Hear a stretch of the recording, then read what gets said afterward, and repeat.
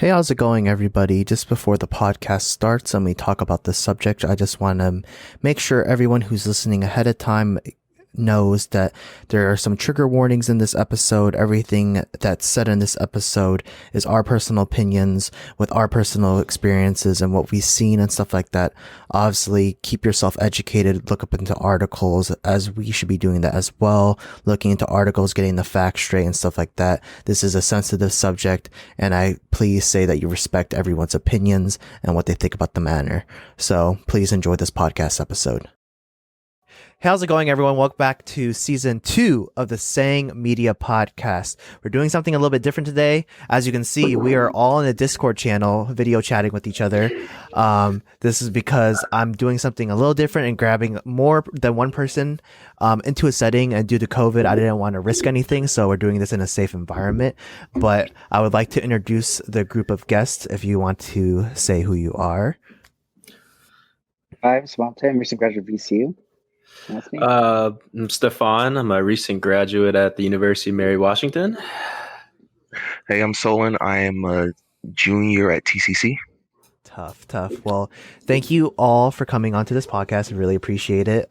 Taking time out of your day and getting online to talk about things with me, which is today's subject.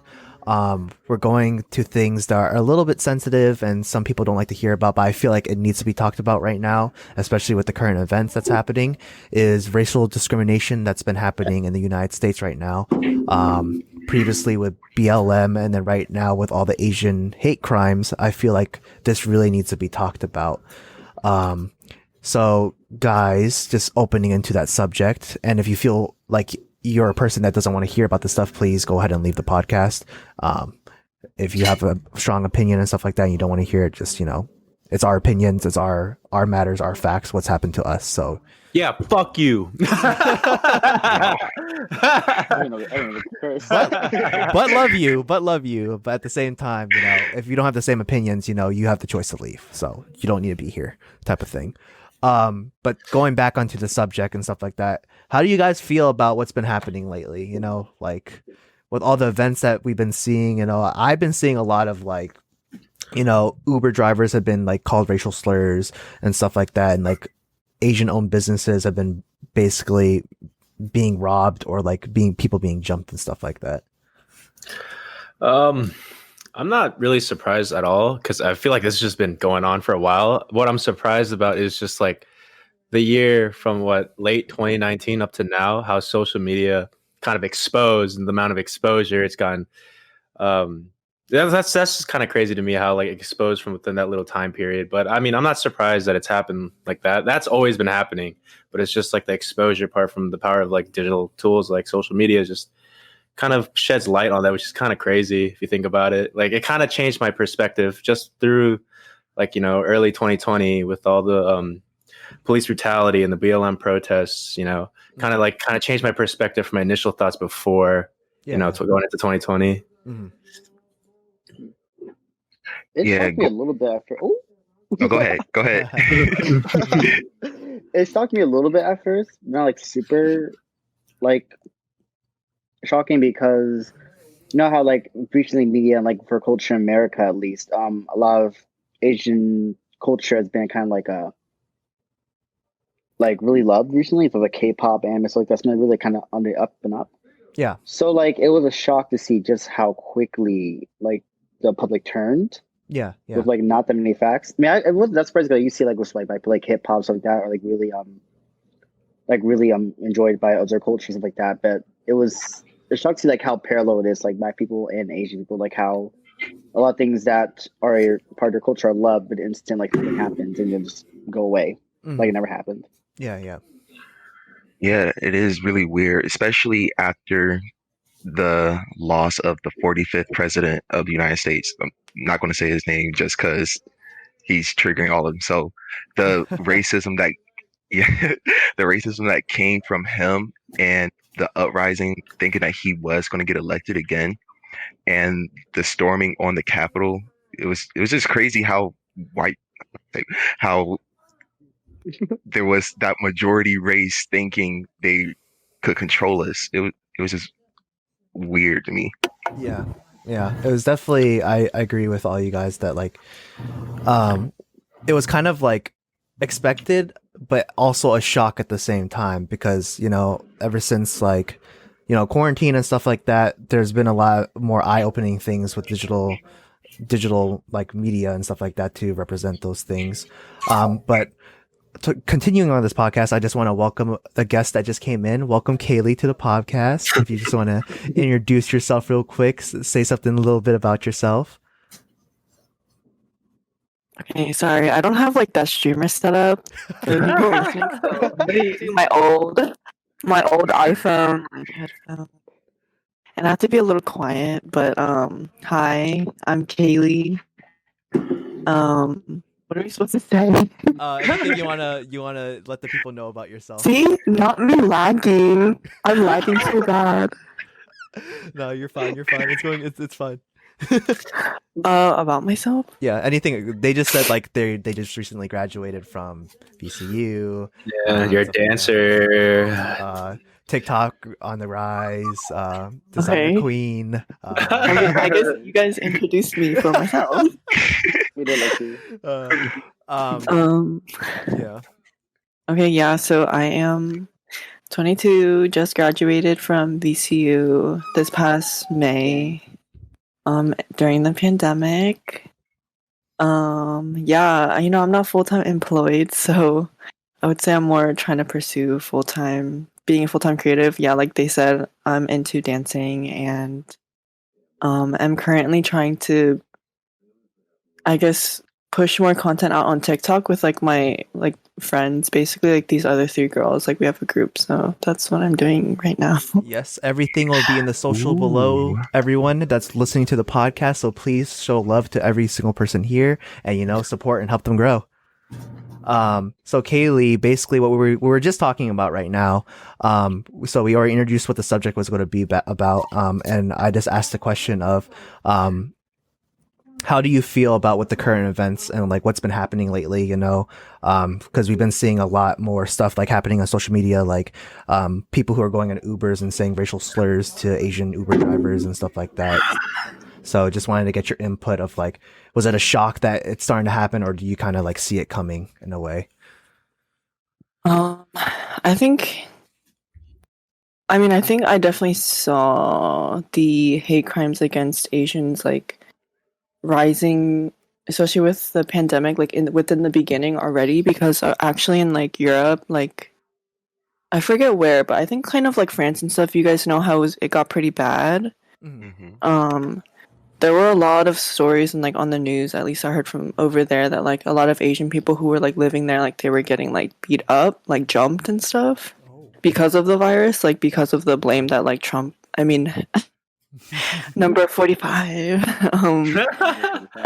pushed onto like basically Asian people. And so I know there was like a lot of that already.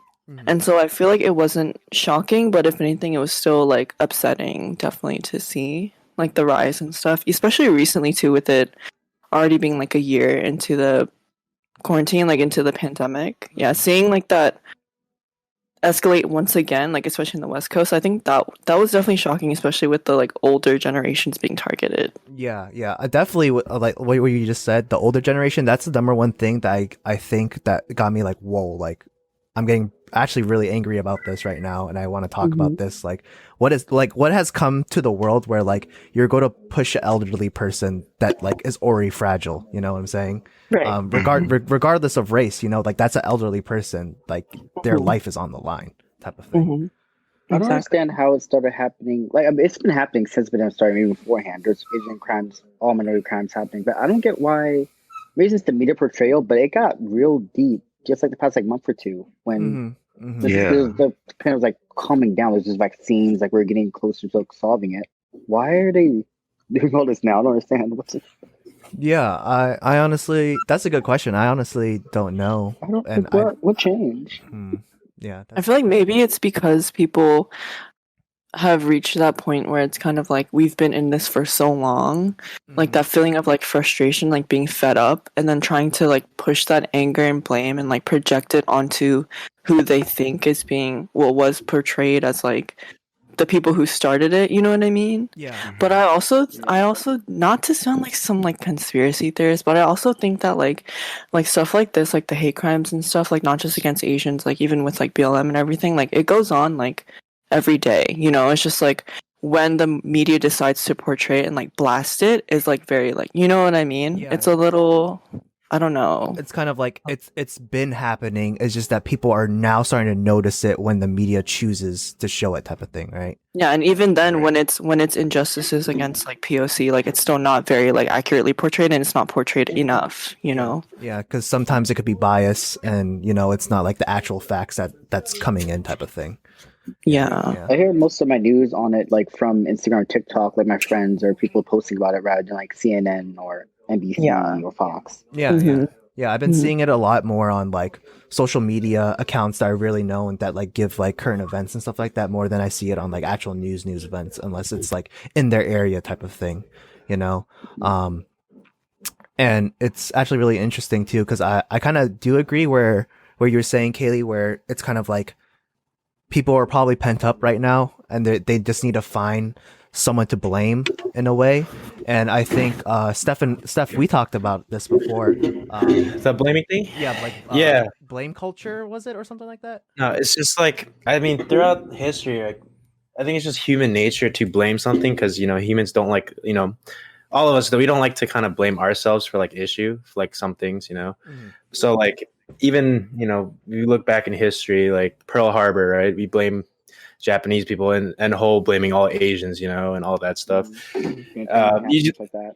Yeah, it's just like all that stuff, you know, like how Nazis blame Jews or some shit like that. And then they did the whole genocide. They just blamed them for, I forgot, like not being a perfect human being or some shit. I could be wrong about that, but it's just like, I feel like it's just human nature to blame something. And especially in the US,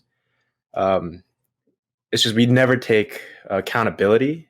Just like as America, they don't really take accountability. So like coronavirus, you know, the 45th, number 45, you know, he doesn't blame himself. Like, you know how he messed up everything. Like they didn't push wearing masks in the beginning when that could have been contained at itself, you know, and focus on like the vaccine. I don't know. He might've been like kind of decelerated the speed of the vaccines to be rolled out and stuff, like all that stuff. He probably didn't really care for and just blamed, you know, like China and then Asians in general. And they kind of escalated to where, you know, people, I mean, probably the public aren't that bad, you know, are bad people, but they kind of blame Asians in the back of their head that aren't Asians, you know, just like, fuck, you know, these guys kind of not let us like live life the whole year, you know, wasted a whole year of our lives, you know, let's just blame them.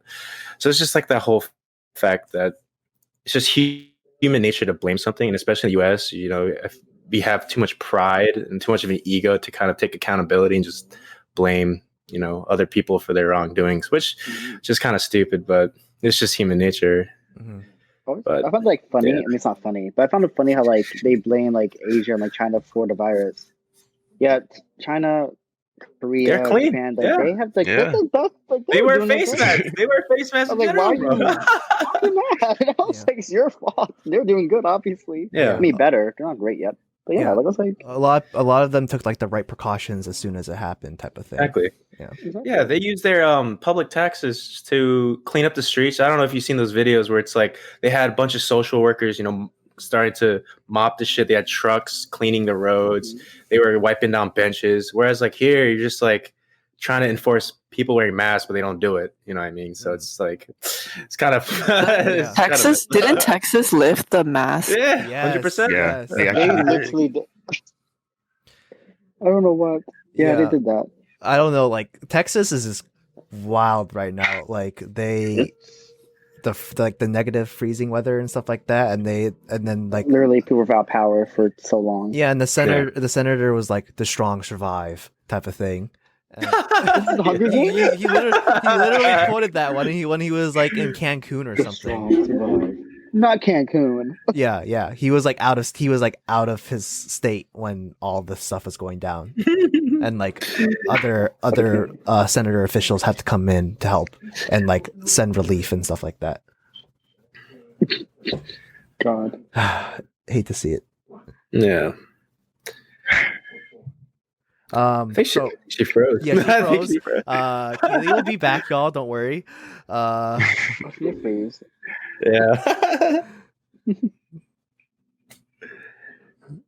All right. That little pause for podcast is I'm letting her know that she could come back when she can. So podcast, just bear with us. We're trying our best with our internet connection and everything. It's hard to do these things online, but we want to make sure we get this stuff out for you. But another thing that you mentioned with when we're talking about blame culture, right? And like, how people mandate things and like the government does things, right? Another thing that I found too, right? Welcome back, Kaylee. I'm so sick right now. all good. We just informed the podcast of like things could lag out here and there, so you haven't missed anything.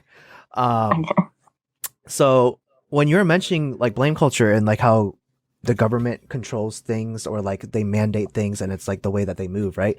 So something that I found too, I found on TikTok, strangely enough, because TikTok has everything, right? So it was like this, oh, welcome JP to the podcast as well.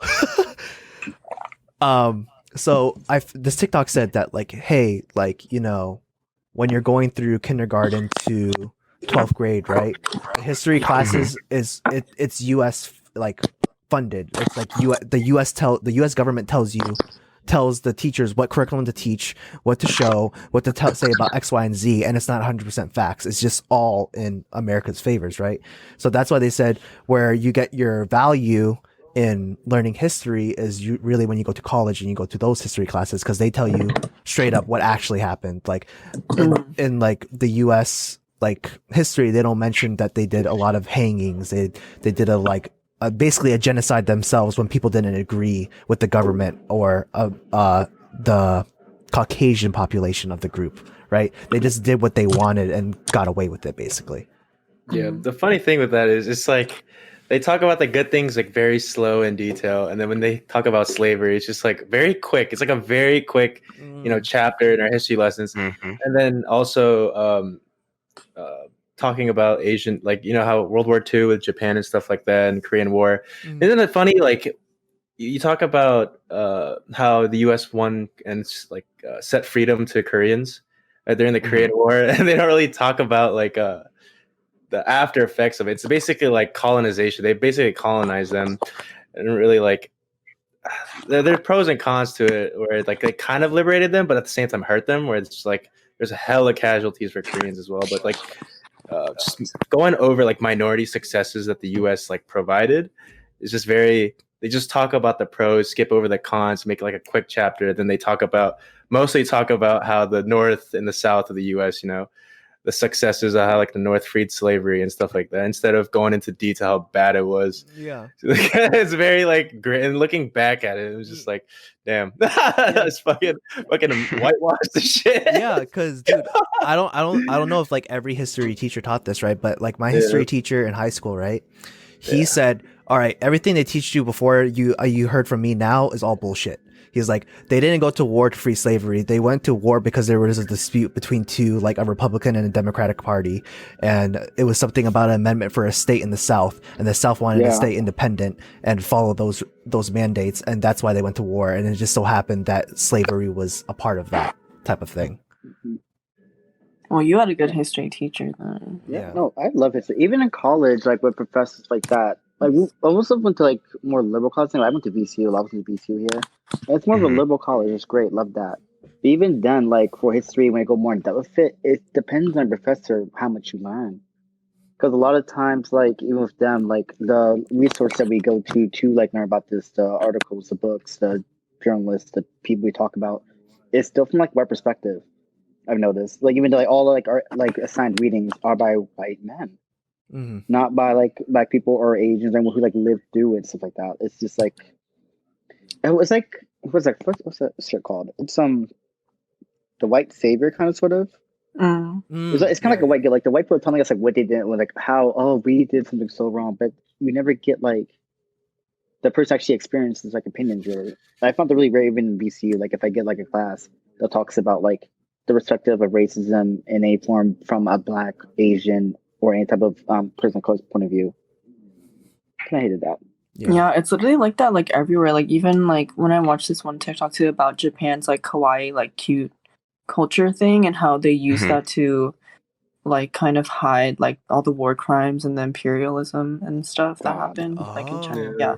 And like okay. I've talked about it with other people before too, like not just with history, just like so much information, like, you know, you can only write so much in a book or like have access to so much as like a normal person. Mhm. And so it's just like there's just so many things and like so many hidden truths and like secrets and everything that like have gone on that like so many people don't know about except maybe like the 1% or something, you know, because it's like you just never know. And it's not even like a you had to be there type of thing. Like there's just so much that is so Right. inaccessible to like all of us, you know. Yes, for sure.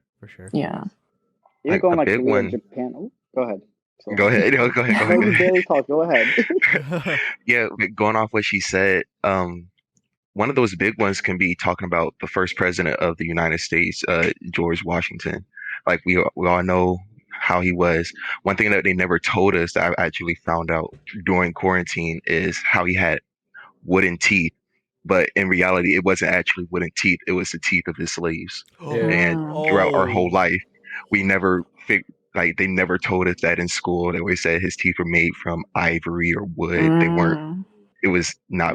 It was crazy. I was like, what? Damn, that's intense. Wow, I had no clue. Yeah, I saw that too. Jeez. No. Oh my It's god. crazy. Wow. Well, JP has joined the podcast, everyone. JP, if you just want to do a quick introduction of yourself for everyone. I don't know what to say. I'm JP. I'm 22. Yeah. Tough. That's it. I'm gonna kind of shift the question now, so we can start fresh with everyone here, if you guys don't mind. So I kind of want to talk about and grab everyone's backgrounds. It could go in whatever order that whoever wants to talk about it first and stuff like that. But like growing up in the United States, right, as like Asian Americans, Black Americans, and stuff like that, have you seen yourself like giving into like the social norm, if that makes sense, like a society, or like being in school and trying to fit in with that like white culture, if that makes sense? And then like, at least for me, it wasn't until I went to college where I was like, wow, I'm really going to like embrace like my Asian heritage, because like that shit is actually very respectful. But in high school I was like, yo, I'm trying to be like these guys type of thing. Yeah, bro. For me, that shit started at 6th grade, dude. I literally wore shorts that were above my kneecaps, and this is like my God. that Vietnamese kid that was like, "Yo, why the fuck are your kneecaps out?" That's just ashy. And for every that day, bro, I was self-conscious of myself wearing like more hip shit, right? Mm-hmm. Yeah, but like, you know, if anything, I set this trend for booty shorts since like, you know, 6th grade. Yeah, bro. Nah, but for real though, you know, it's kind of crazy. You don't really realize it while you like live through it, like kind of like the racial, cause like pressure, where it's like you want to fit in, right? Until like now, where you think about like your high school or your middle school, right? Because like me going to Westfield High School, that's probably like in the most rich, like Fairfax County is probably the richest county in the U.S., right? Just going there is just like mostly everybody there that goes there like privileged white kids that live in like Virginia Run area with like the big ass houses and shit. And they kind of they're normally the ones that are popular because they're just the ones whipping around like the Mercedes, you know, the Audi and shit like that. So it's like, damn, I kind of want to fit in and shit. And they're all wearing like Vineyard Vines, Ralph Lauren, you know, the like the Sperry's with the Nike socks, you know. It's Not like, Sperry's, please. yeah. I hated the Yeah, but Sperry's, hey, God. everybody wore that just to fit I in, don't even if it was care what ugly. they wore. Guilty. Yeah, I did that shit too, bro. I did that too. Guilty. I never succumbed to that. I refuse. With the Nike socks. Yeah, Nike elite socks, bro. Bro, if you're really about it, you get the elite ones. But like, I got the regular tricycle ones. No, Yeah. God, it spies that trend. Yeah, Had to be but the white ones. Yeah, the white ones. Yeah, black ones is kind of weird. Those are for the athletes. But yeah, because I went through a phase through high school where it's like I wore, I guess like Vineyard Vines for like a year or two, and then went to Ralph, and then all that shit. It's like everything Ralph, you know, is the way to wear. And then just because that's where all the popular, basically, essentially white kids wore, you know, because they had the most money, they had like the coolest stuff, you know.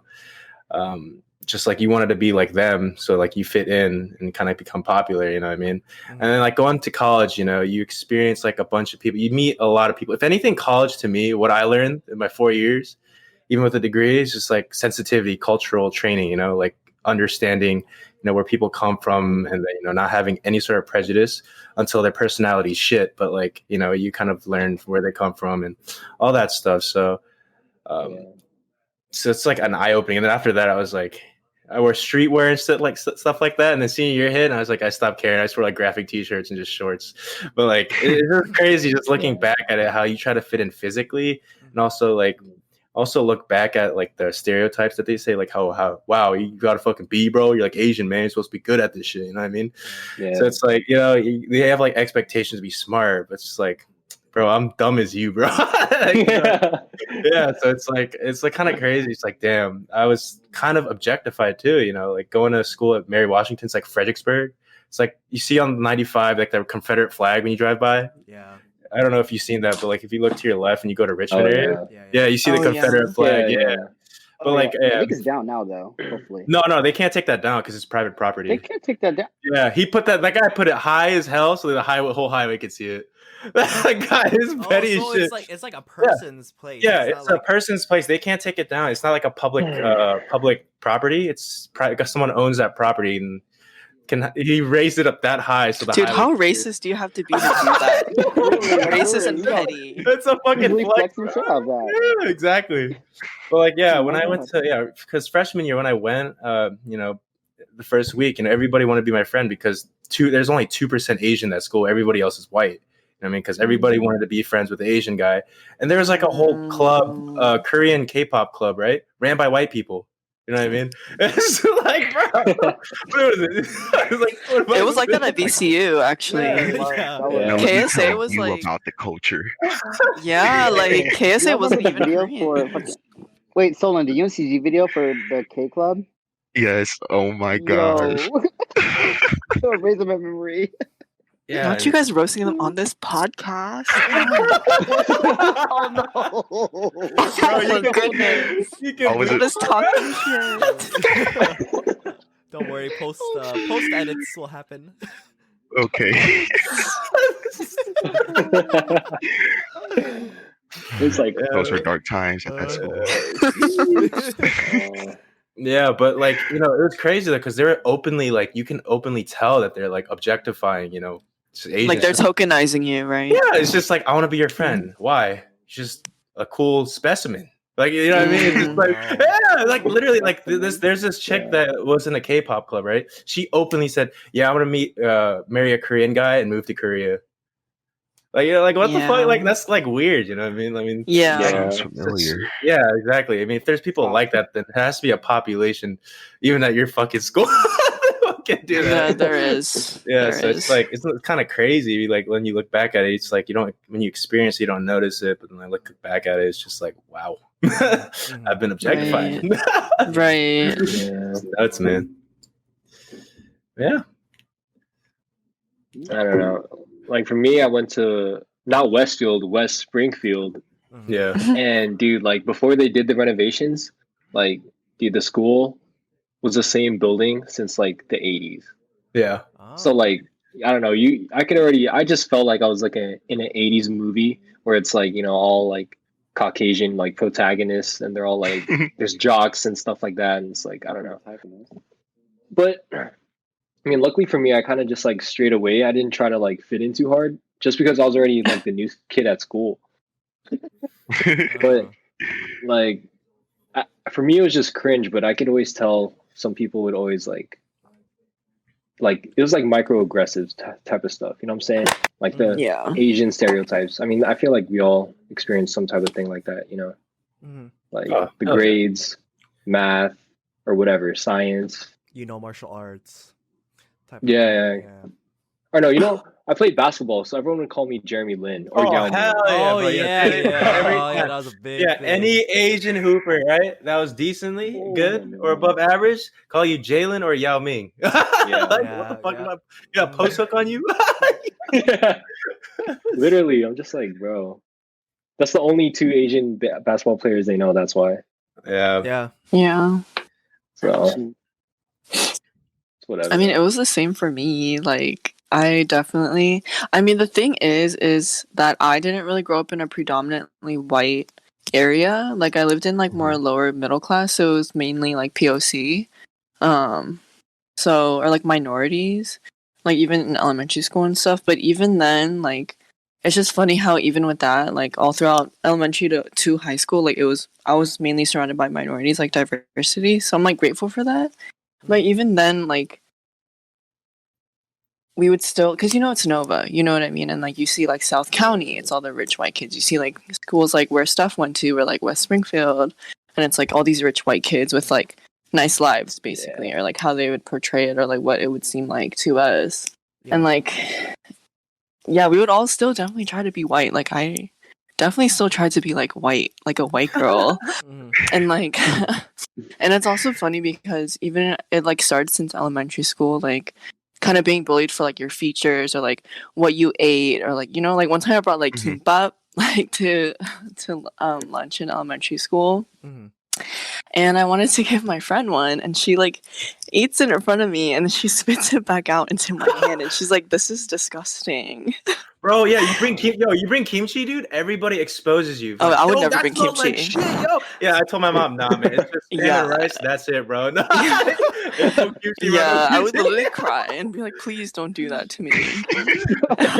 No. But yeah, like even the way I would dress, like me and all my friends, like none of us were white. Like our friends would try like so hard to kind of like perpetuate like like that type of stuff, and like how like even still to this day, like Eurocentric features, like basically white features, are still like glorified, and like those beauty standards are upheld. And so yeah, I really don't think it was until probably college that I really was my true self. Because even in elementary school too, I was actually pretty prideful of being like Korean. Like I would like still be into K-pop. Like even as an elementary school kid, I'd be like, "Oh my god, guys! Like, oh, that came from like Korea or like Asia or whatever." And I know a lot of people would shit on me and be like, "Asian culture, like you think you guys made everything? Like why the fuck are you so prideful? Like shut the fuck up! Like you're being so annoying."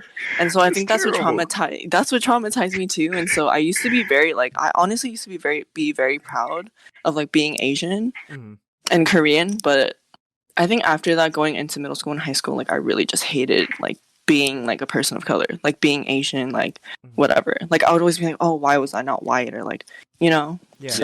I had the same feeling too. I had literally the opposite though. Like anything Korean or Asian was like cringe. So like how you like anime, right? You're a fucking weebo, you know what I mean? Like right. It's like you're a fucking weeb. It's like what the fuck? Right. You know what I mean? Or like yeah, that's what I mean. So like I would still be into it, but it was something I felt like I always had to hide, because if I did bring it up, it was constantly like demonized, or like, "Oh, you're fucking weird," or like, "Oh, you must be a fucking nerd," or because I used to also be very into only bad bitches remember Gaia online. And, oh my god! Yes. And I would also I would just also be very into like writing. Like I used to want to be an author. And so I would go on there and like essentially like role play, but it would just be like writing stuff. Like it wasn't the cringy stuff. Like it was a lot of just like creative writing. But I remember like doing all of those things, like watching anime or like listening to certain musics. Like I always feel like I had to do it in private and like to be like ashamed of it, Yeah. And so now it's just funny that like it's nice, but at the same time, like like the fox eye trend, or or like people like being Korea boos, or like K-pop being more glorified, like BTS and stuff, or like anime, and it's just like I don't mean it to ever be that person like, "Oh my god, well you guys like hated on it before, like you can't be a fan now." Like it's fine, it's good to be a fan now. I'd much rather they love it than like hate on it like they used to. But it's just funny to see like how that shifted, Yeah, and it's the same people that are like gatekeeping it now from other people. Right. Like, it's like you hated it, now you want to gatekeep it. Exactly. You're a hypocrite. Come on like now. why? Yeah. Like yeah. Well, you could even say that like Asian, like kind of objectifying Asian culture as like black culture, like hip hop and all that type of stuff. You know what I mean? It's like they're like early 2000s, right? Hip hop and all that kind of affected like people's lifestyles in terms of like the way they dress, the way they talk. You know what I mean? It's just like I don't know if it's right saying this, but it's like it probably is. But like white people just like to try to make it their own. You know what I mean? Try to own Always. stuff. Yeah, so it's Yeah, like, yeah. Their own. They always love nothing. colonizing, taking Right. what's not Yes. theirs. I'm Basically. saying, yeah. So I mean, just whatever. I mean, there's no solution to it. It's like this country, even the world, like it's all for white people. Like even in like different countries, like Asia, right? Let's say Koreans. The palest Koreans were normally the elitists. You can say that for China, any other race. The whitest Asians were the elites. The darker skins were, the poor people because they're always on the farm and stuff like that, working. So it's just like the matter of just color and just being like white is just like the most privileged race you can be, Right. in my opinion. Right. Yeah, it's like that in the But- Philippines too. Right. Same as It's like- Cambodia. Yeah, it's like there's no solution to it. Like you can raise awareness to it, but it's just like structurally ingrained until like future generations, maybe. But like now, this generation, like in the next near generations, like no, I don't think there's going to be a solution to it. It's just Yeah, too I mean- deeply ingrained. Yeah. There's also that issue of like, and with everything going on now too, of like kind of like Black culture too, obviously being like, even with K-pop, like there's been that discussion of like how a lot of the industry and like everything has been inspired and like from Black culture or something, like that conversation. And so it's Mhm. like, Yeah. while we're on the topic of like the discrimination happening now, like with people kind of co-opting like BLM and like saying ALM, like Asian Lives Matter and like stuff like Mhm. that. And so I feel like maybe we could touch on that, like how people feel Yeah. about that. Yeah. I thought about that a lot because like I was raised in like a really like diverse area too, generally surprisingly. Like there was tons of people like Latinos, Hispanics, Black, white, Mhm. but there was never really a lot of Asians, surprisingly. Like I didn't even hang out with like a lot of Asians like really get I like am as a kid, but I didn't actually talk to like actual Asians really until I got to Mhm. college. And so that was like the last minority group that I haven't like fully interacted with like as a family, as a friend. And I would say like for both sides, for Black culture and Asian culture, we take a lot of things from each other, which is fine. I love that. I love like the coexistence we have. Like so a lot of K-pop does have hip hop inspired things. Great, love that. And a lot of Black culture now with like fashion with that, there's lots of like Asian inspired fashion. Great, I love it too. But like when BLM happened recently this year, and then now with coronavirus and the Asian discrimination, I despise like the line we drew. Right. Like it's like, okay, we helped you, we helped you help us, like that. Like it's definitely acts that, but like, it's just like I don't like how it became like divisive. Like we're all discriminated against. Yeah. Like, this shouldn't be a popular conflict. Like, who's more discriminated against? I hate that shit. Like, Yeah. there's Yeah, different- I mean that's just human nature, like of blaming. You know what I mean? It's just human Mm. nature to blame something, never take accountability. You know what I mean? It's just ingrained in humans to just blame for like a big issue that kind of makes their Yeah. life worse. You know what I mean? People feel so shitty. I'm just like, Yeah. wow, they're always fighting each other. I was like, please. Exactly. Yeah. That's why, like, I brought up what I said before about, like, maybe it sounds kind of like a conspiracy theory, but, like, how everything that has been escalating towards Asians has been, like, suddenly starting being portrayed more.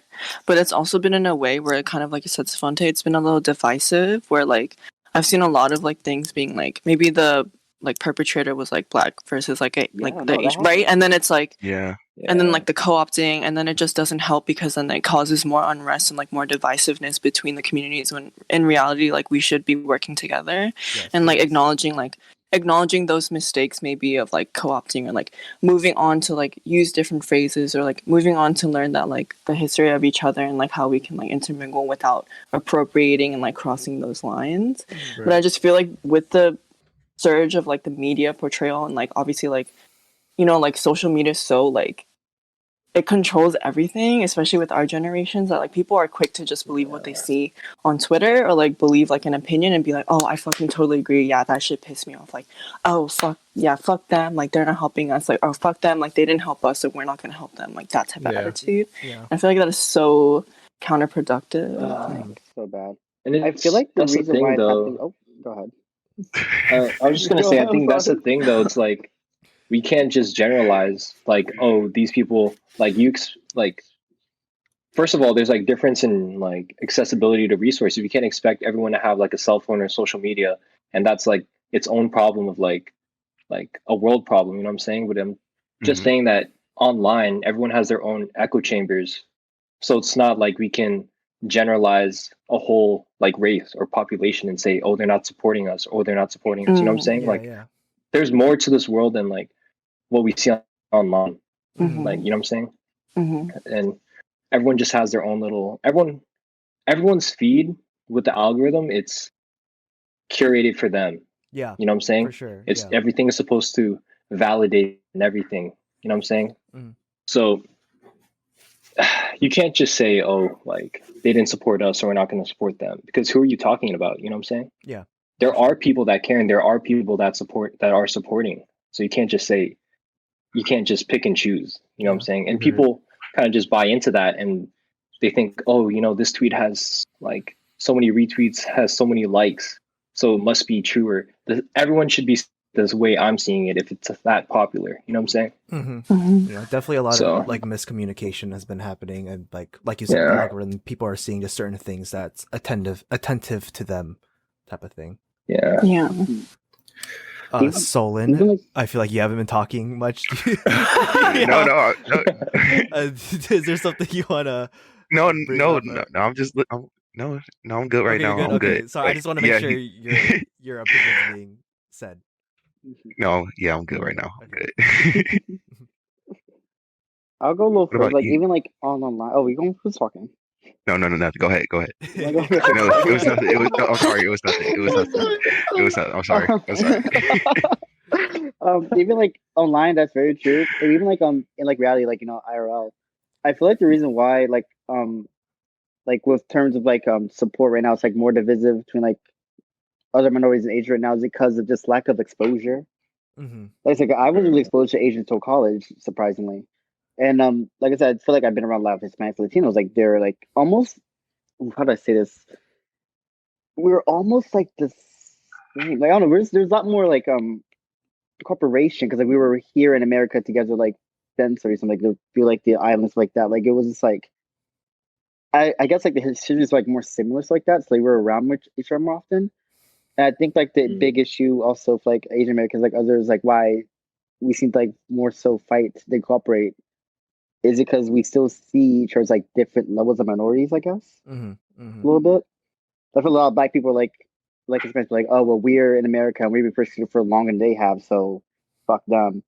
And versus like Asians are like, well, we have this issue here. Y'all know helped us also. Like, why do you think we should help you? Like, I feel like that's what's happening here Yeah. a little bit. Like this history, this like this how long we've been tracking each other's races. I feel in America. Right. So, Yeah. I mean, it's also because of the rampant. Oh, sorry, Vinny, you can go ahead. Oh, now you can go. It's your go. Oh, Good. Yeah. Okay. I was gonna say, I mean, there's also been, those conversations of like addressing the rampant like anti-blackness that's been in like Asian like communities and like Mhm. cultures, especially when like they've immigrated here from like a monolith of like living in Asia and only seeing like people who look like us, and then coming to here and then like having different experiences depending on where they grew up. And to be honest, I feel like most of my immigrants, like they probably grew up in like poor areas or whatever and then worked their way up. And so it's like a lot of misconceptions, a lot of misunderstandings, a lot of ignorance. And like, like for example, like the LA riots, like if you guys know about the LA riots, like with, yeah, Yeah. right. And it's like a lot of external factors coming into play too. But I forgot what I was trying to say at the end with this. But like I just like having those hard conversations, like I just think that's why it's also been pretty divisive, because there has been a lot of, I don't know what the right word to say is, but just a lot of like misunderstandings and like especially within the older gens. Yeah, do you think that could just like America just like whitewashing, the perceptions of like, how Asians, like hardcore Asians, the fobs kind of depict, black people like differently? Because I saw this one video of Jubilee and how like they talked about how, their parents, describe them as like, black people are lazy, they steal and stuff like that, and all that kind of stuff. Do you think that like, media kind of, from what they hear, on the news, like CNN or them like, you see like on the news, like it's like a armed black guy, robbing a convenience store or some shit like that. That's how most Asians, yeah, exactly. So it's like there's like media influence, and as well as like, just the way like other minorities are portrayed, affects, how Asian people depict Black people and how Black people depict Asians. So, it's like for all races and stuff like that. Right, yeah. I also Just think it's like in the... shows. Oh, sorry, go ahead. Oh, go ahead. No, go ahead, Savontae, go ahead. Despise this. I would say like even like in like media, like entertainment, like in shows and movies. Yeah. Like you see stereotypes so clearly. Like it's always like the African Americans, like the robbers, like low income, struggling. Yeah. Against the law. Trying to make like every Asian before like 2000. Honestly, before Crazy Rich Asians, before that movie came out, every American representation of like Asian person on television was like some nerd, like some funky rebel girl. Like that was all it was. Yeah. That was all it was. I've never seen like a true Asian woman person, anyone be described in like a real scenario before like Fresh Off the Boat and Crazy Rich Asians like a few years ago only. Yeah. I really feel like the shows now are kind of getting better, but they're still like fitting the Asian stereotypes, right? Like, because like back then, like when you see the commercials in the 1990s when we were growing up, right? Like when we were growing up, we didn't really think much about it. But if you think about it now, like if those commercials were released now, like they're going to get like hella flagged and like taken down, because at least with like the Asian commercials, like they had the typical, rice hat, the long, like, Mr. Miyagi, bro. Yeah, and stuff like that. And then they would have them like talk in an accent and stuff like that to like sell the product of like, cup ramen or something. And I feel like media is like a huge influence, like you guys were saying, where at least our older generation of Asian Americans, like they automatically think what the media say is true. And maybe it could be going vice versa the other way too, of what people think of Asian people, Quick question. What do you guys think of, so there's, social issues, but then you have humor. So like comedy. They're like dark comedy. I had a whole class on whole concept of comedy and having dark humor. What do you guys think? You know how Dave Chappelle got shit on for being like making homophobic, remarks, and then you have Russell Peters back in 2010 make fun of Asians, and then it's just like what's that YouTube channel, Ownage Pranks?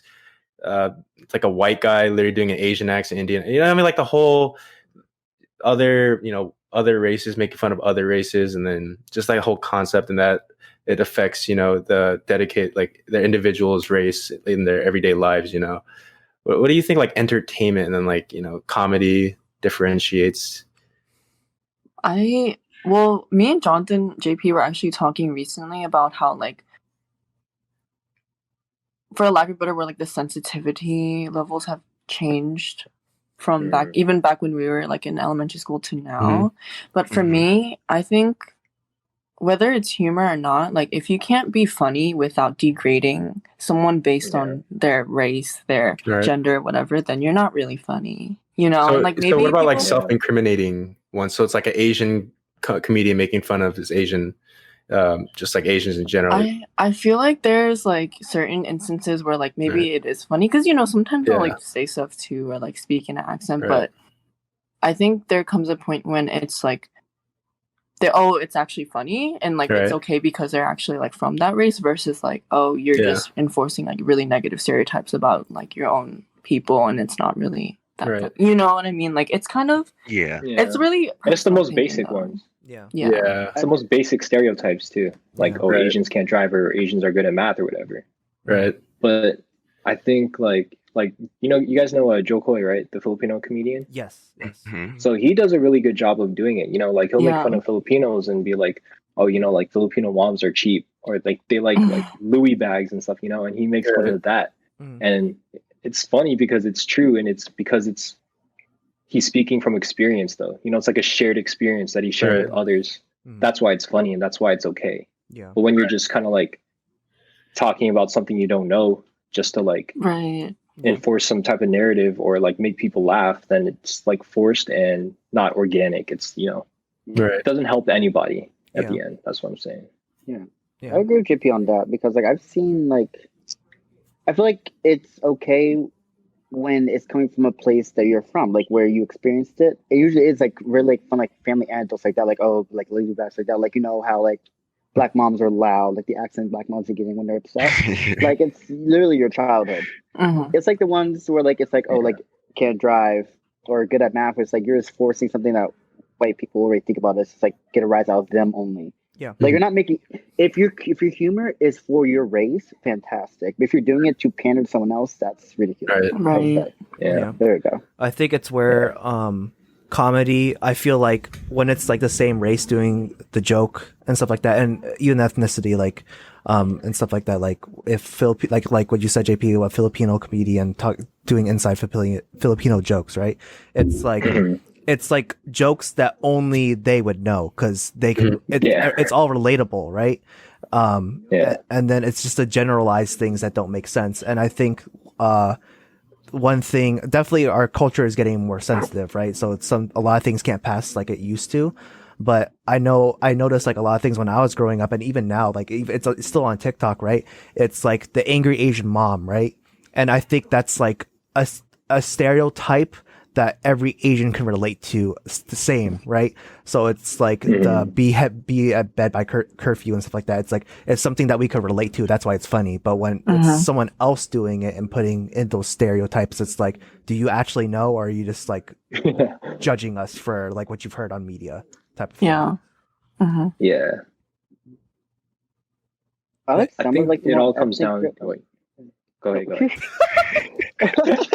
Always Savontae. I like the tag. I'm sorry, leave me alone. Bro, I've noticed like some jokes, these are like when it comes to like ethnic comedians, they like resonate with more than just their race, which I love those jokes. I feel like a lot of them Hispanics like to joke about like the chancla, their mom's like shoe, and like how they use like physical discipline in a non-abusive way to discipline their children. And I realized like whether at TikTok or anything else, like where there's comments, like a lot of people besides like especially like Asian, like, oh yeah, I'm on Fritz handle, haha, like that's hilarious, or the broom, or black parents be like, oh yeah, with like the little spoons like that, like they all relate to like that shared experience. Yes. So I feel like so I feel like sometimes the jokes are also great because they make people realize they are more common than they thought. Yeah. And like I guess what I'm getting from everything that we're talking about is like at the end of the day, everything just goes down to like experience. And it's like going back to what you said, Steph, it's like the media plays into it because what else do we know of the real world besides our own experience? You know what I'm saying, is what we see online and what's exposed to us. So the more that we kind of just break down those barriers and those assumptions that make life a little bit more easier, for us to be like, oh, he's Asian, he's a bad driver. Like, that's why he cut me off. Instead of saying like, yeah, maybe that guy has only been driving for 2 days. You know what I'm saying? Yeah.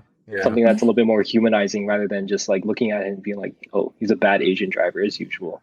It's like, we just kind of need more.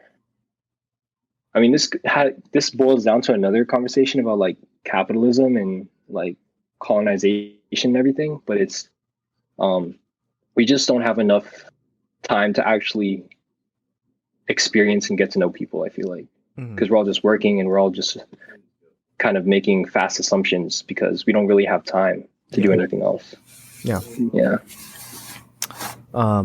Just to go back on that and wrap it up before we do our halftime break, guys, and stuff like that.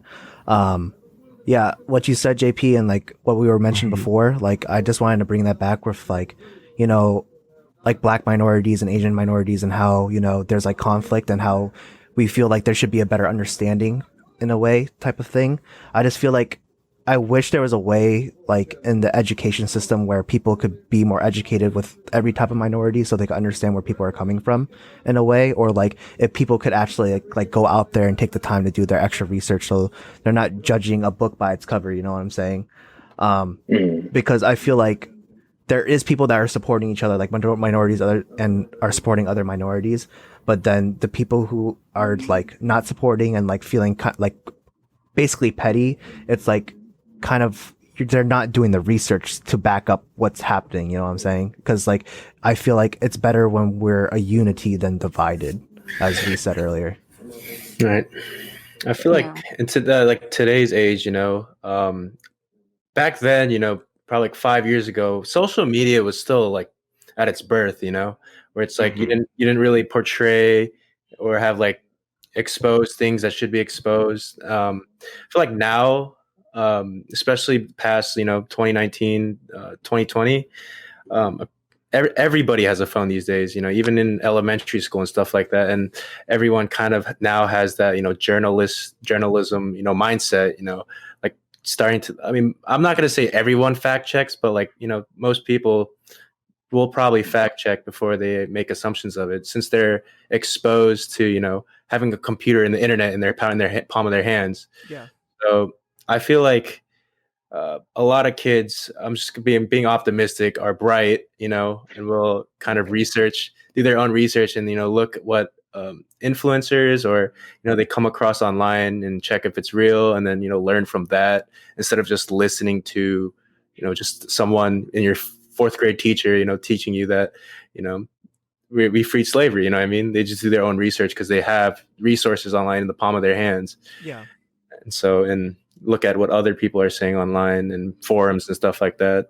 Mm-hmm. Since, like, you know, social media, you know, is probably at its all-time, you know, best, at its prime, I guess. It's nothing, and they can just keep going up from there. So everyone's just able to, you know, have the resources to do that.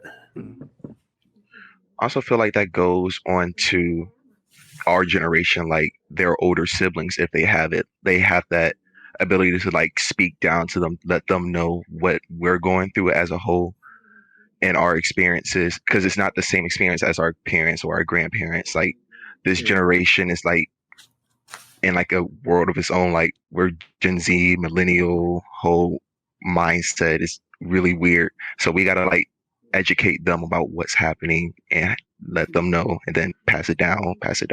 Yeah, for sure. Yeah, we just got to be mindful of the stuff we're putting out, especially for the younger ones, because they're getting younger and younger using this, and you can already tell. We were talking about how it's so easy to be influenced and like try to, like, you know, be white, be a whitewashed Asian or whatever, you know, and fit in. So imagine the societal pressures added with social media. That's kind of like, it's still pretty crazy to me, you know what I'm saying? The societal pressure. So for them being at a super influential age, like, we got to be careful, because they're gonna, you know, that's how they base their whole view of the world on. Is what we kind of, they look up to us, type of thing. Completely agree. Yeah. All right, podcast listeners, it's the time for our halftime break. This is the time for you, if you guys need to catch up on water, drink it up, you know, get a snack, or you need to take a bathroom break and something like that. We'll be back in about 30 seconds to a minute. So we'll see you in a bit.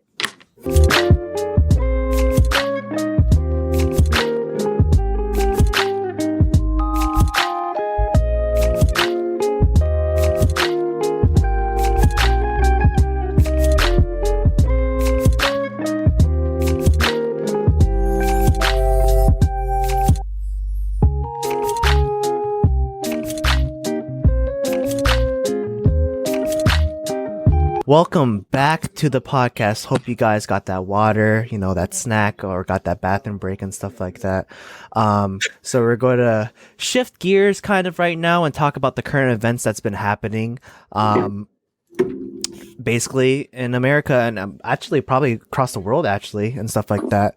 I just wanted to bring up, like, I've been doing some research and stuff like that. So I saw this article about, like, racial discrimination rising since 2019. It's probably been way before that, but you know how, like we said before, how social media and like digital marketing has been really on the uprise and really important and easier to access, I guess what I'm trying to say, in our generation.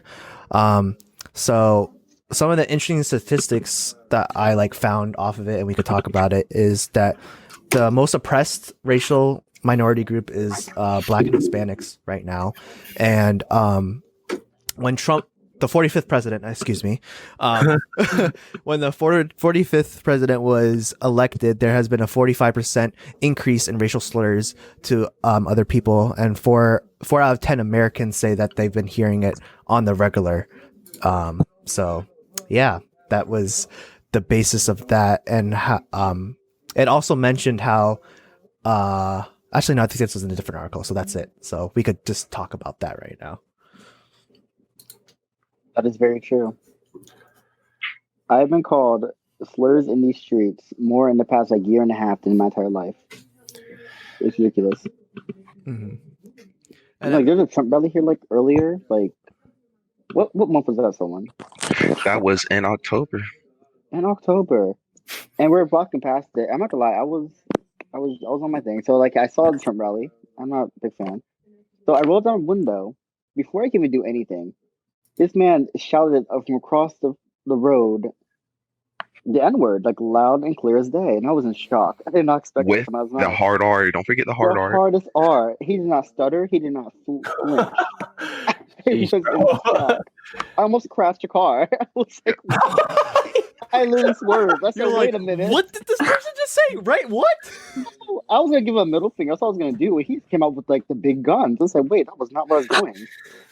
Jeez. He brought like a gun to a knife fight. Like I was not. I couldn't do all that. Came with ammo.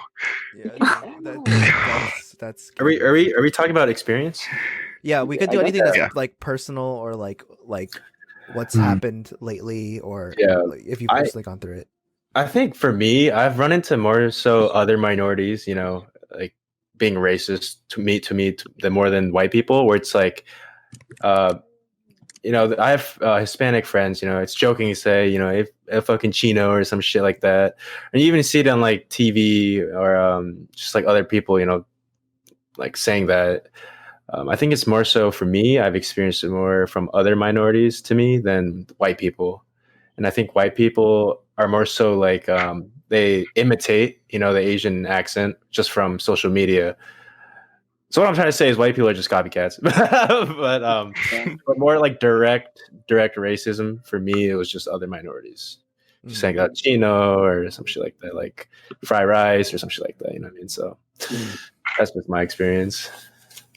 I would say that's pretty true too, because I'm not gonna lie, even for myself, like recently, actually, it was like a year or two ago, Kaylee caught me off because I said a word that in a moment I'll be like, just A-okay, like whatever, it's just a joke, but he corrected me quite aggressively, and I was great. Thank you, Kaylee. Even then, like beforehand, like even like for myself, like other minorities, like Asian, Hispanics, will say the N-word regularly. And it was just like what it's, and high school and under school was kind of whatever, like kind of let it go, like, oh, like if you in my mindset before like the age of like 18 or 19, if you are a person of color, it's not that we don't say so.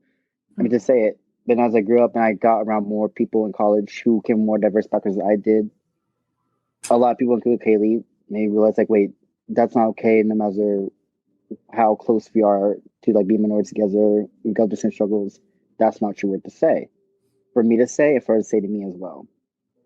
So yeah, I feel like that's a lot of things for like minorities. Like I think I love they were comfortable around each other, but sometimes we get a little too comfortable around each other. We're like we think we can say things because we also hear comments like, okay, well, that's not racist because I experience it too. Like, no, that's still fucked up to say. That's And also like the N-word pass. You have your black friend. I hate when people say like I have a black friend or I have that Asian friend. I'm automatically cultured, but like just like it's also funny too. Like there's also different types of like races. So you have like white Asians, then you have black Asians that have like the buzz cut. Those buzz cut guys.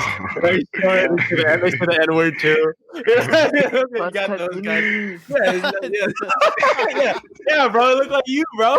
Buzz cut person. Yeah, they say the N-word, and they're just like, I don't think they mean it like as a demeaning way. They probably grew up with a bunch of black people, and it's just like their language too. But like, and it's obviously not good. But they kind of learned it, and they just like. Yeah, it's just like the way they grew up. Yeah, that's like what it was. Yeah, exactly. So like, I mean, just looking back at it, it's like, damn, that's kind of fucked up, really fucked up. But it's just like, that's just like the way you kind of grew up, like your mannerism. You weren't called upon it because I guess they're like your homies. You know what I mean? And so it's like that in itself, it's an issue, but like, it is what it is. But it's just like crazy. It's like really recently. I went to my friend at a birthday party, like not birthday party. He had like a couple of friends over for his birthday, like 2 weeks ago at this point, I think, right? And he's Asian Viet, and he invited like one of his friends was I think Viet as well actually, but there was another black guy there too, right? There's a couple of us, and they were playing like a game like beer pong, something like that, just for funs. And the Viet guy said to the black man immediately, he was like, "Hey, what's up, N-word?"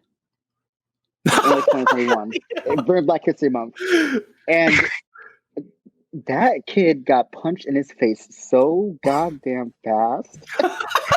So fast. Like, it was quick. It was lightning. It was like a fight. We're like, whoa, what's going on here? And like, this separated them eventually, right? And like, everyone's mad at the vehicle. Like, no one's saying no one is giving like, yo, no, like, this is not a big deal. Like, no, everyone's like, yo, shut up. People are like, no, like, I can say it. I was raised around black people. Like, yo, most homos are black. Like, I was raised in this neighborhood. Like, I can say it. And then he looked at me. I guess I'm so light, and like, I know him a little bit, so I guess he felt comfortable. He felt comfortable. He was like, I don't get, like, he said to me, like, look, like, I don't get N-word. Why is this a big deal? He called me. He went again. He said it Bro, again.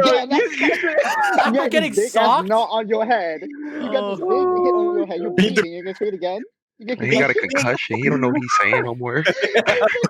At that point, you just gotta like, oh man, he's done for, bro. He did not stop. He fed his best to fight. He was like, I was raised around black people. I tell time my friends, no one's gonna correct me. It's not the big deal. Why are you so mad? I was like, bro, how are you still sitting here defending yourself? No one's on your team. No one. It was ridiculous.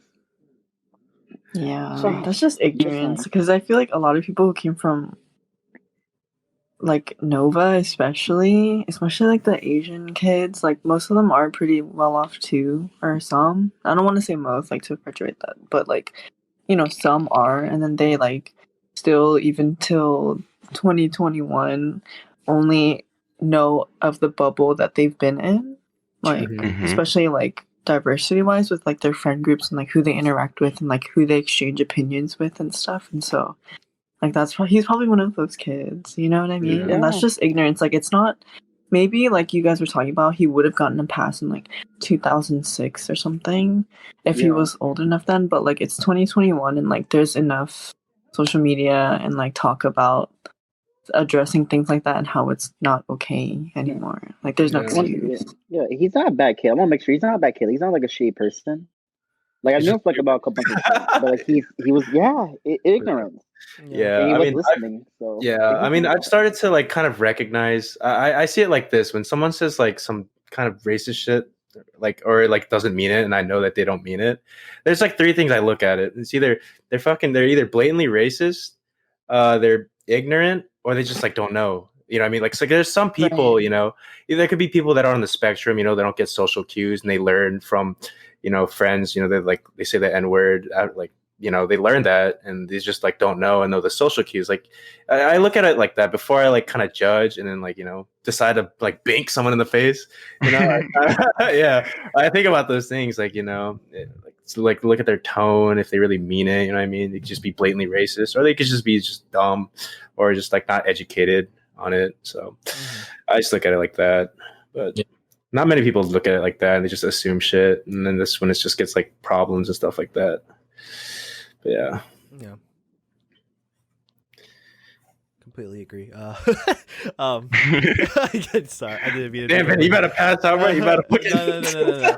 Yeah, it was just funny because like listening to all of it, right? Well, not funny, but it's basically everything what everyone was saying was like I was about to say that. Like, I was literally about to say that. Like, the people in the group was like, oh yeah, I like my best friend's black, so I get to say it, or like I got the pass card to do it. It's like, no, you don't. But it's also like what you guys said, they could be in their own bubble or they're ignorant. They didn't really get exposed to those type of things that they don't know, the social cues that like, hey, no, you actually can't do that type of thing.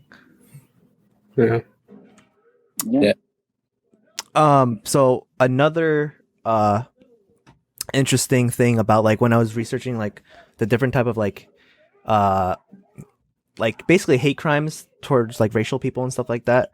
One statistics that I saw of why people think that there's like minority levels if I'm pretty sure you guys know, but there's like different like importance of minority levels, and for some reason Asians are on the lowest priority list, right? And when I was reading the article that I didn't really understand, and I was like, but why is that a factor? Is because like statistically America said that Asian Americans are like most of them are all high class and like they're successful, so they're like the model minority group, so that's why they will never understand the racial discrimination that they get compared to the other minorities. So what do you guys think about that? Because, and personally for me, like, you know, I think it's because the media put the stereotypes of those type of things, like, oh, we're automatically smart in school, da da da, we're gonna become a doctor, we're gonna become a lawyer, and that's why we're like the high class, and we kind of like, when something wrong happens, we kind of just mind our own business and leave and stuff like that. But like, I feel like the Asian community is actually very diverse. Like, there's poor Asians too, you know, there's immigrants that just came in that they have to like literally work the family business in order to survive, type of thing. And you know, like, not all of us want to be doctors or lawyers. I mean, maybe our parents will pressure us, but now our generation is becoming a factor of like, we want to be actors too, we want to be creatives too, we want to work on all these other fields just like you. Like, we're not just set to one certain type of job field, and we're not all like privileged or have it rich that way, you know? Yeah. Yeah. I mean, you go ahead. Go ahead, Steph. No, You got it. I hate this. Come on, go ahead. Okay. Well, I was just gonna say that, I mean, I think, at least from my experience, like with my family and stuff, like, and like seeing other people too, I think especially Asian Americans, like, who immigrate here, are very like hard workers. And so it's not that like I'm sure the people who are at the top, like, they had to work hard to, like, you know, like, study hard so they can provide a better life for their kids, because their parents immigrated here and had to like go through the fucking like trenches, right, to get to where they want to be. Yeah. And I don't mean to say that to invalidate like still the privilege that Asian Americans do have over, like, say, like, Black Americans and stuff, because the system is just very oppressive and like very rigged. But I also think it's like that issue of like how ever since the first like Asian slaves too, like, they were brought to America, and that was pretty early on actually, and like a lot of people don't know that, was like, like, basically the like white people already had a plan to like have Asians come and assimilate and like make them like white America's bitch type of thing, which is why like, and with already like the like we said, white skin being upheld in Asia too, like within those monolithic like places, like, obviously that was pretty like well like done. I don't know what to say, but like, you know, like, Asians do still try to like perpetuate whiteness. Like, we want to be it's rich. like a caste system. Right. Like Yeah, exactly. Yeah. So yeah. I glorify. Go ahead. No, I was just saying, I didn't hear you. You got cut out. You got cut off. Yeah. Oh, I just glorification, you know? Yeah. I just feel like for Asians, it's the reason why there's no like I guess like exposure is because, one, language barrier, and two, the conservatism in terms of like keeping to themselves, working hard, like Kaylee said, you know, just like going to the trenches and grinding, right? But like for all different Asians, right? You go to the same race. So it's like Filipino guy will go to the Filipino guy, or Korean guy will go to the Korean guy to, you know, get your car fixed or all that shit. Cause like, it's like the sense of, you know, you don't want to have this run into an issue. Like, you don't like, Asians don't like to run into issues. So they want to make it easier for themselves. So they go to their own, you know, respective ethnic group. So it's like easier for them to, you know, feel like they're in a group. You know what I mean? More so than, you know, the Asian guy going to a white guy and just like, hey, you want to fix my car? You know that the other Korean will either like hook you up or you're like more accommodating, you know, just like that fear of, so that eliminates the fear of just like running into issues. Yeah. It's just like, yeah, it's funny. That brings up like, so actually one of those articles too that I read.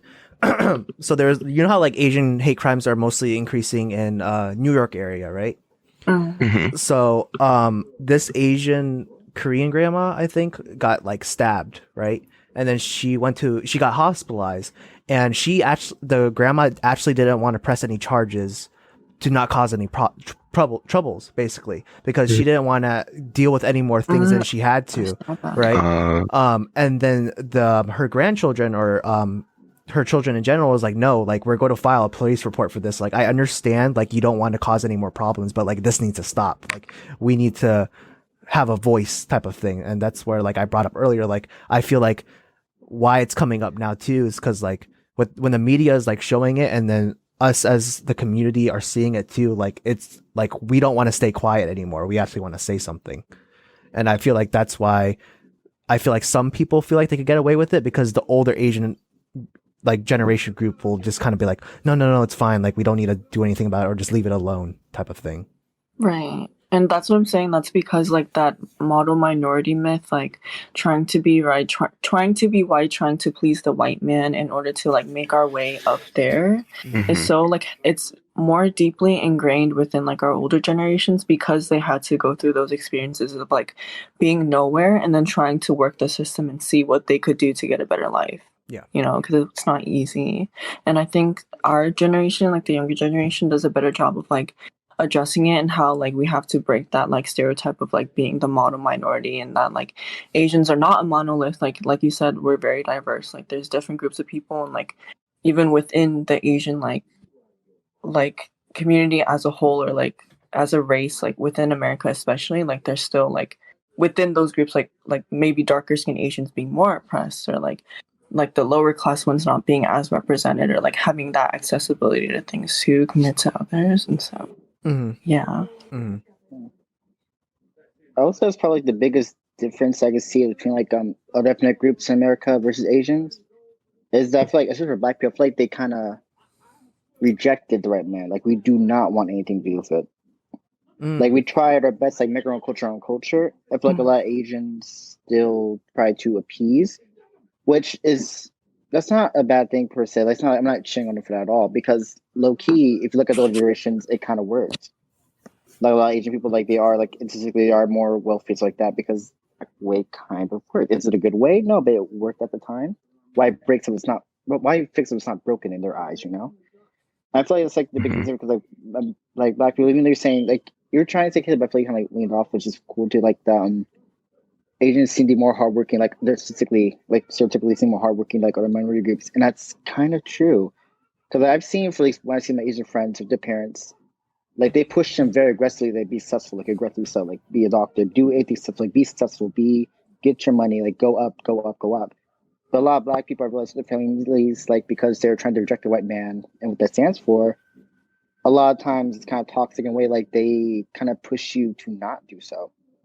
Like a lot of Black families from they're like, you don't have to go to college. Like you don't have to be a doctor, you don't do this and that. Like it wasn't as pushed. Like if you were trying to be educated, trying to make stuff better, you were seen as acting white. Like you'll get bullied, like oh you Oreo, like, oh look at you trying to be white. Like you like if you talk like standard English, not like in ebonics like that. Like you talk like with no like type of slang like that, you're seen as like oh you're acting white, trying to be white. Yeah. I thought that's a big difference too, is how race is seen in America for like Asian and Black people. Like a little bit. And also shows in like the whole education system, like especially now, if a Black person compared to an Asian person tries to go to college, they automatically assume because I'm Black, I'm not that educated, I don't know what I want to do, compared to an Asian person who I automatically assume has straight A's, know what they want to do in life. One of the big factor. Yeah, it's just like it's like people can like when you're in high school, it's like a Black guy goes like I'm gonna go to college. It's like for you're going to D1 sports. You know that stereotype how it's just exactly. Yeah, or it's like Asian guy goes like I'm going to college. Oh, you get a degree in computer science? No, I got in as an athlete, as a basketball player. It's like what the fuck? You know what I mean? Yeah. I think that's just funny to me. It's like I literally went to school for golf, and they were like, you just get in for like a full ride? It's like, no, I got in because of golf.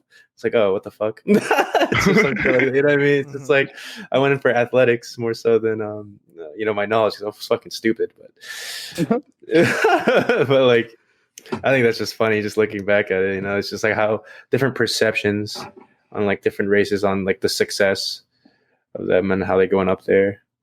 Yeah.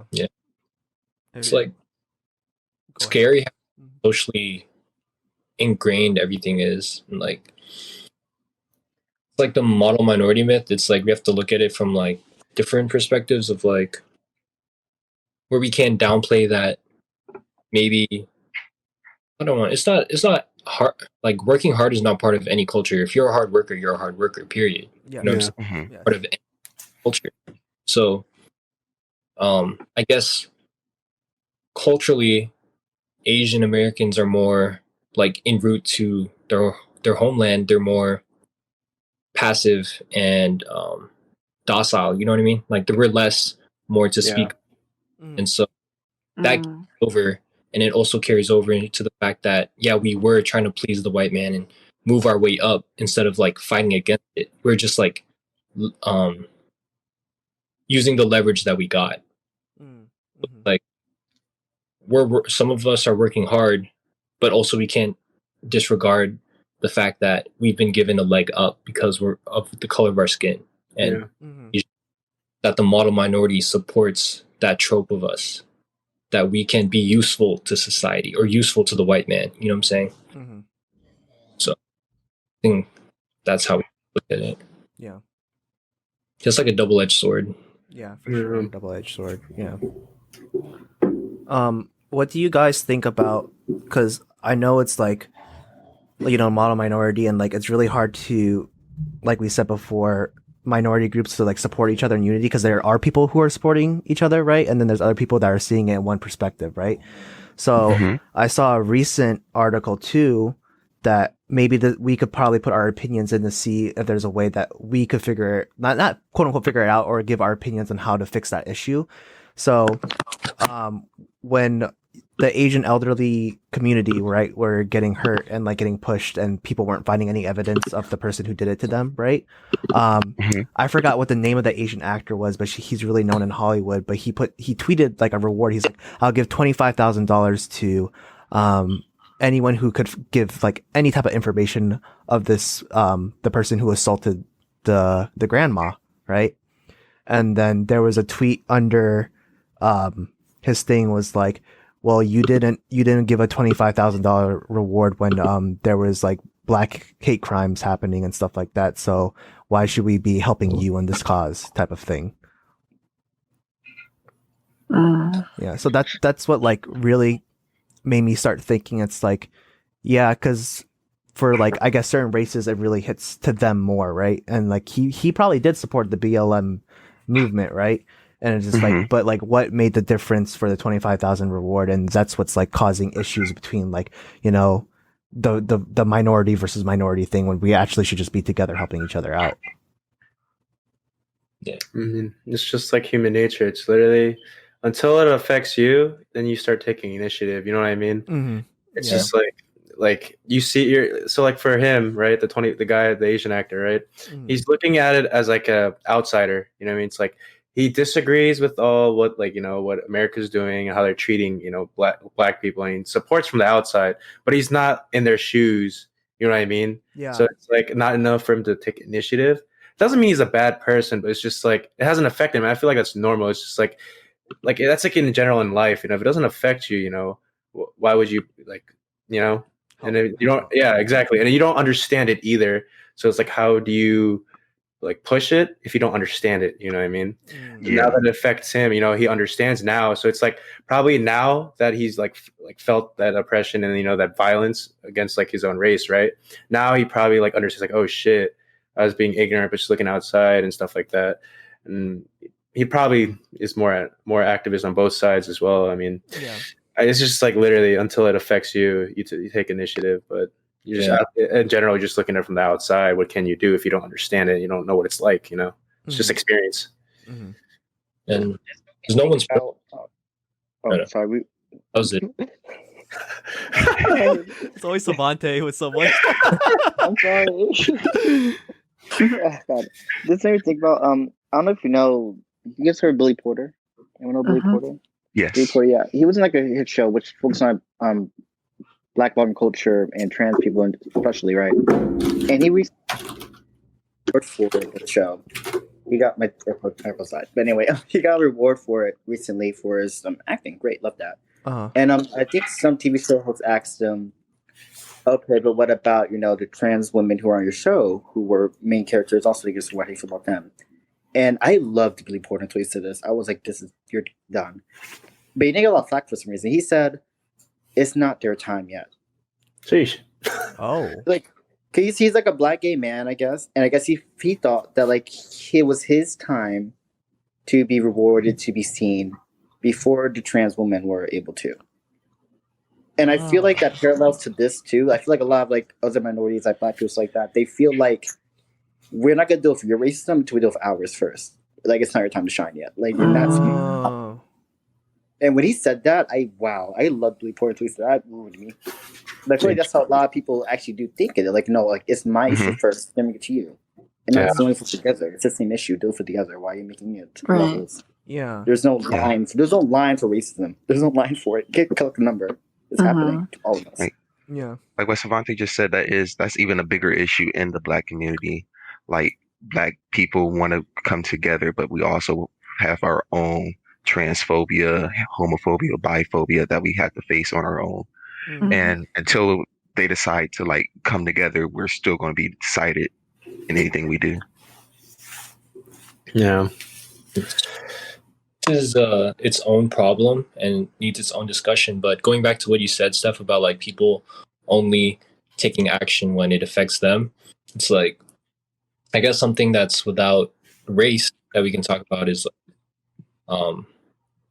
like with men and women.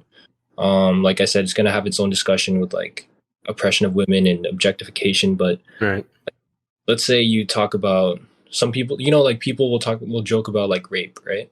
Yeah. But sometimes people are like, okay, well, why does it take you to have to think about like, oh, well, what if that was your mom, or what if that was your sister? You know what I'm saying? Yeah, exactly. Family member. Why does it take that for you to finally like see a woman as a person, you know, not an object, and then for you to kind of feel or be more sympathetic? Right. Because there's like different issues going on, and different rhetoric that we see every day, that it's hard for people to actually do it until it affects them personally. Yeah. Which is not a bad way to actually go about it if it gets them to actually think about it, you know? Yeah. Right.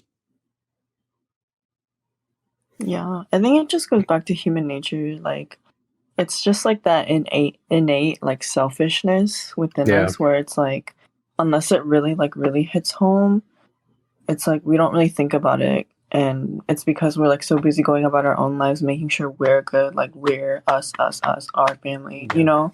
And so like, I do think just goes back to how like humans are naturally very selfish. And so, and then with the like everything going on in like, especially being in America, like with what you're fed and like seeing constantly, it just doesn't help to nurture like what we should be, which is like compassion and like empathy and like mutual understanding and like all those types of things. So I do think like, at least with the actor, like we don't know if he did support BLM and stuff, but for him to be, I don't know what's the word, if he got demonized or not, but like, you know, like the like attacking people like visibly on social media for something, when you could maybe just like have a conversation with them to come to that mutual understanding, rather than like fighting like that with hate. Because if somebody like hears like just getting attacked, right, obviously they're probably going to go through like certain stages of like being angry back, and then like grief maybe, or guilt. But then it's like, when you approach somebody, like say I'm pissed and like somebody comes up to me and they're pissed too, like I'm not going to be like nice, and we're not going to try to sit down and try to understand each other. It's just like fire versus fire, and like building more fire. Yeah, it's just like, I guess he's thinking emotionally. So most of the time when you're thinking emotionally, you're not looking at the big picture, you know what I mean? Like when you're fighting with a roommate for not cleaning the dishes, you're just thinking at the moment, you know, you get the small picture. But I'm guessing like, I don't know if it's true or not, he's just been fed up and stuff, so it's like emotionally like building up in him, so he's not really looking at the big picture, you know what I mean? How like racial, there is no balance to racial injustices, you know what I mean? Right. So it's like he's just looking at it as like you know, small picture, where it's like, you know, currently Black people are being more oppressed, so you know, it's not other like Hispanics, you know, with like ICE and stuff like that. It's not, you know, that doesn't matter now, you know, right now it's like the Black community. But that's just like, I mean, he could just be like a really like a bad person, but he could just also be thinking very emotionally, and so he's not looking at the big picture. But again, that's like a very optimistic way of thinking. But he could be just like a very like not like good of a person, and just like that's only Black like time and stuff like that. So right, that's why I think what the conversation needs to be more centered around is like not comparing each like, or having like the oppression like Olympics. It's more so like thinking how we can all like come together to find those differences and those like similarities, because everything is really on a different scale, you know, like what I mean. And so it's like, why not like also acknowledge and like talk about like the injustices that happened with like ICE and stuff, and still talk about like the injustices that happened, like that BLM was addressing and stuff, and now this with like Asian Americans and stuff. Yeah, I mean, just mass media in general has like the most control. It's like whatever, what mass media wants to run through the internet. It's literally what the current, I guess, trend of injustices to run, which is like the shitty part of social media. But yeah. Yeah, I think it's a lot of like accepting and putting yourself into other person's shoes, where like you can actually use, I guess, your platform or use and research a little bit more to help out with the community, and not really God, I can't say this word. Differentiate each other. There you go, bro. You got it. Yeah. Oh wait, did it stop recording? It is still recording on Streamlabs. I think the Groovy bot, or the bot that we have that's on Discord, it wasn't sensing our audio for some reason. Yeah, I saw that. I was like, huh? My stuff was really buggy. I was like, oh, I can't hear everything. So at least the Streamlabs. So don't worry, podcast people, we got you. We still have it here. Nice. So yeah, I guess we're going to get to the wrapping up stage, type of thing. So with wrapping it up, I keep on stuttering. God. I guess our final thoughts and, like the advice that we could give out to the people, in trying to be active in the community, because it, like we said, it's not just like the Asian community. Like we have talked about it a lot because, a lot of us are Asian in here, and then we talked about BLM because, that those are the races that are here right now, but there's a lot of things to address as well. And we need to like make sure we come together as a whole and addressing all those type of things and trying to share and make sure that it's all equal, because, it's not just one certain thing is over the other. Yeah. Anyone want to go first on their final thoughts? I just think that especially people aren't. Oh, I'm sorry. Was someone talking? No. You're good. You're good. Savontae was about to interrupt you again. Don't say that, please. He was about to talk at the same time as someone again. That's what I meant to say. Oh. Well, I was just gonna say, like, I think people just need to do more research and educate themselves outside of social media, like what they see on their timelines, like Twitter and Instagram, and like what influencers might be posting. And I also think like it's good to advocate for stuff online because that's your platform. Like, of course you should, like, especially bigger influencers should be using their platform to spread like and advocate for like human justice and human rights and stuff. But I also think it's like good to really like actually talk to the people around you, especially the people who are like actually experience that, and like expand your bubbles and like have those hard conversations in real life, and like with an open mind, and then actually taking what you've learned and what you've heard and like felt and like changing that to like behavior, like taking action. You know what I mean? Like, don't just talk about it, like be about it. Yeah, so, for sure. Yeah. I guess for my final take, it's just like either if you participate in activism or not, just don't be like dismissive. Just be, like Kaylee said, be open. I remember back like a couple of years ago when LeBron had a stance and opinion about, I think it was like something about like racial or something. I think, it was about police brutality. And he talked about it on like I forgot, it's called Uncut. Or he has this thing with Uncut, yeah. Uncut, yeah. And then there's a white reporter goes like, just shut up, your dribble. Just, you know what I mean? Yeah. And he has like a large following, like a couple million, actually multi-million followers, right? That many people, right? Even if it's like he has a bunch of like younger demographic people that probably listens to him because he's the greatest basketball player of all time, but kind of like soak in and kind of look him as a model. So it's like like you said, if you have that much of a following, you should express your opinion, but be very respectful and don't be dismissive, whether or not you're being an activist or not. Just don't be a dick. Yeah.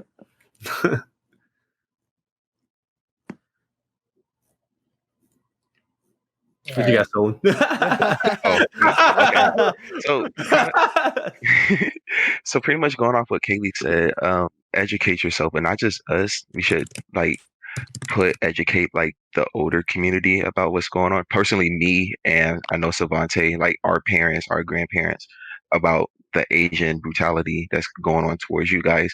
But we also should like start teaching the younger generation, because that's going to be impacting them more than us. I mean, not more than us, but to the same extent us, and even more in the future. We need to start letting, I can't speak, like pretty much educating them about everything that's going on as well, because once we're gone, they're going to be the next one. They got to, if they do it right, pass it down until I want to say it doesn't exist no more, but that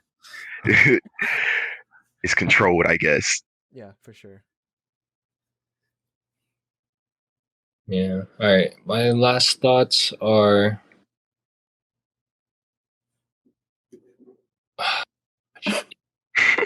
No thoughts. it's such a bigger issue than it actually is.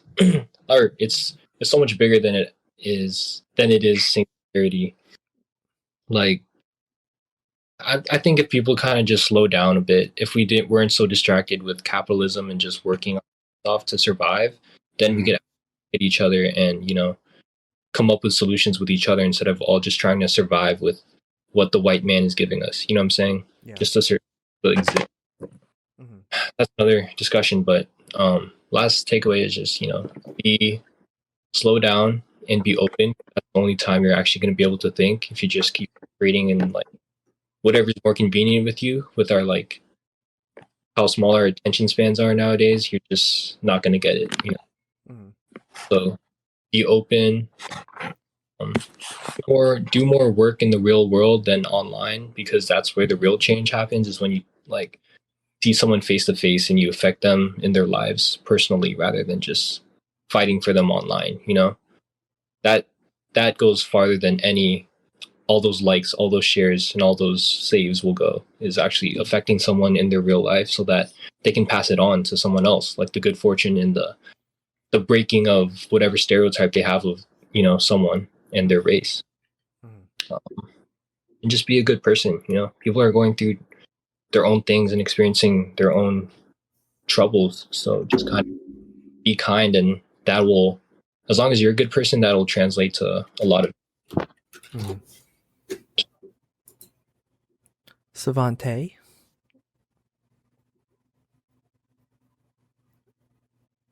Hear me, please? Yes, speak again. Yes. Real quickly.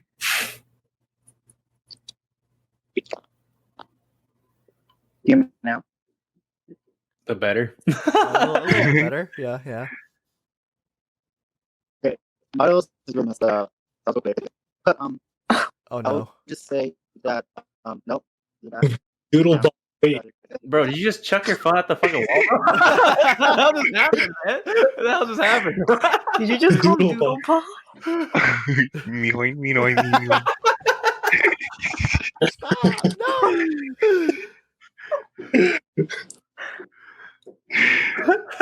All right, try. You have full Wi-Fi bars right now, right? Fucking relocating his at his house. Doodle bomb. That's what I heard.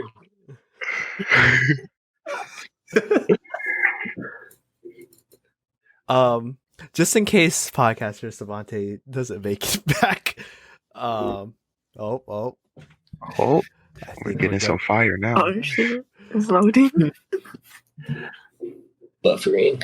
I think we're getting there. If not, I will do a quick cut to Savontae's final thoughts, and then we will wrap it up. So it'll just be He just text us. it'll be a quick cut. Jeez, man. Dang, his Wi-Fi probably. Oh, hello.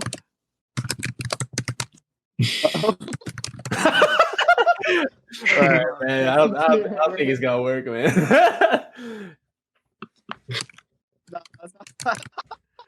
Okay. I'm going to find a way to do this. Right. So I'm sorry, the picture that is so It's a voodoo ball.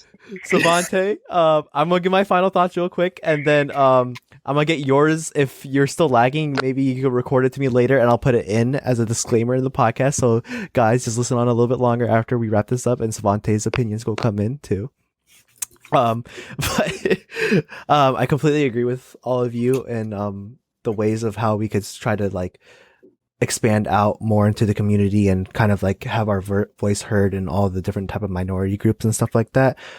Just basically like get out of your bubble, see if there's any way that you could help, whether that's through your platform, giving another helping hand, or just being educated in general, is a long way to helping the community for the future type of thing. We will test Savontae's mic one more time, just in case. Is it working now? Yes, let's go! Oh, thank Let's God. That was so much go! work. I was Love to see it. I was embarrassed. Okay. Was it my turn now? Yes. Yeah. Yes. Oh, love that. I would just say that just in terms of issues happening now with race, try not to be so individualistic with it, because we are all people of color, all minorities, and we might go through racism different ways. We're all experiencing it, and to not put your experience above anyone else's, and face this as a group. We're stronger together. There you go. Let's go. All right. Thank you for tuning into this podcast, everyone. And thank you, my special guest, for coming on. Once again, really appreciate you taking the time of your day and this late night to listen, to talk and give your opinions. Greatly valued. I will be putting their socials below or above, depending on where they are in the Discord. I will edit it. Ooh, quick shock right now. And it'll be in their links below as well. Please support them. And, they're doing amazing things, and, they just need that support. Also, sponsors. I forgot to mention this during the halftime break. We are still looking for sponsors. So you want to sponsor the Seng Media podcast, or if you want to sponsor any of these other talented individuals. Like I said, we are a part of a big group that does multiple different types of things. So if you just hit us up or hit up them and their freaking socials below, you don't know what you're going to get. You could get a lot of talent coming in. Thank you again for tuning in on this episode. Let us know in your opinions. Peace out.